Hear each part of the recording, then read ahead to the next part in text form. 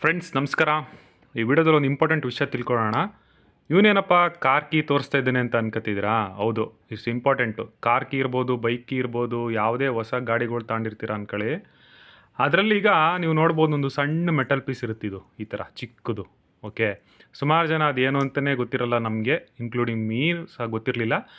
ಏನಿದು ಅಂತ ಅಂದ್ಕೊಂಡ್ರೆ ಸ್ನೇಹಿತರೆ, ಇದು ಕಾರ್ ಕೀಗಿರುವಂಥ ಕೋಡು. ನಮಗೆಲ್ಲ ಗೊತ್ತೇ ಇದೆ. ಈಗ ಕಾರ್ ಕೀಗಳಿರ್ಬೋದು, ಮನೆ ಕೀ ಇರ್ಬೋದು, ಅಥವಾ ಸ್ಕೂಟರ್ ಕೀಗಳಿಗೆ ಇರ್ಬೋದು, ಅದಕ್ಕೆ ಅದರದೇ ಆದಂಥ ಒಂದು ಯುನೀಕ್ ನಂಬರ್ ಇರುತ್ತೆ ಅಲ್ವಾ? ಕಳ್ತನ ಆಗಬಾರ್ದು ಆ ಥರ ಒಂದು ಸೀರಿಯಲ್ ನಂಬರ್ಸ್ ಇರುತ್ತೆ. ಯಾವುದೇ ಬೇರೆ ಬೇರೆ ಕೀ ಹಾಕಿ ವರ್ಕ್ ಆಗಲ್ಲ.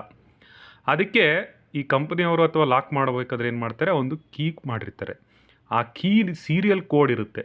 ಆ ಸೀರಿಯಲ್ ಕೋಡೇನೆ ಈ ಮೆಟಲ್ ಪೀಸಲ್ಲಿ ಪ್ರಿಂಟ್ ಆಗಿರುತ್ತೆ. ನೀವು ನೋಡ್ಬೋದು, ನಿಮ್ಮ ಹತ್ರ ಕೀ ಇದ್ದರೆ ತೆಗೆದು ನೋಡಿ.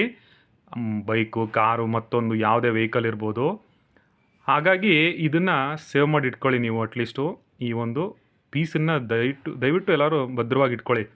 ಏಕೆಂದರೆ ನಿಮ್ಗೆ ಅಕಸ್ಮಾತಾಗಿ ಏನಾದರೂ ಕೀ ಕಳೆದೋಯ್ತು ಅಂದರೆ, ಲಾಕ್ ಕಳೆದೋಯ್ತು ಅಂದರೆ, ನೀವು ಹೊಸ ಲಾಕನ್ನು ರೀಪ್ಲೇಸ್ ಮಾಡಬೇಕಾಗುತ್ತೆ. ಅದಕ್ಕೆ ಈ ಕೋಡ್ ಇದ್ದರೆ ನೀವು ಯಾವ ಮ್ಯಾನುಫ್ಯಾಕ್ಚರರ್ ಕಂಪ್ನಿ ಇರ್ತಾರೆ ಅಥವಾ ನೀವು ಡೀಲರಿಗೆ ಕೊಟ್ಟರೆ ಅವರು ಈ ಒಂದು ಸೀರಿಯಲ್ ನಂಬರ್ ಪ್ರಕಾರ ಡೂಪ್ಲಿಕೇಟ್ ಕೀನ ಕಳಿಸ್ತಾರೆ.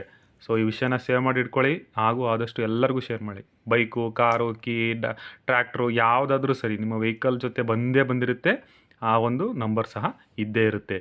ಸೊ ಆದಷ್ಟು ಶೇರ್ ಮಾಡಿ. ವಿಷಯ ಇಷ್ಟ ಆದರೆ ಲೈಕ್ ಮಾಡಿ, ಕಮೆಂಟ್ ಮಾಡಿ, ಹಾಗೆಯೇ ಎಲ್ರಿಗೂ ಶೇರ್ ಮಾಡಿ ಸ್ನೇಹಿತರೆ. ನಮಸ್ಕಾರ.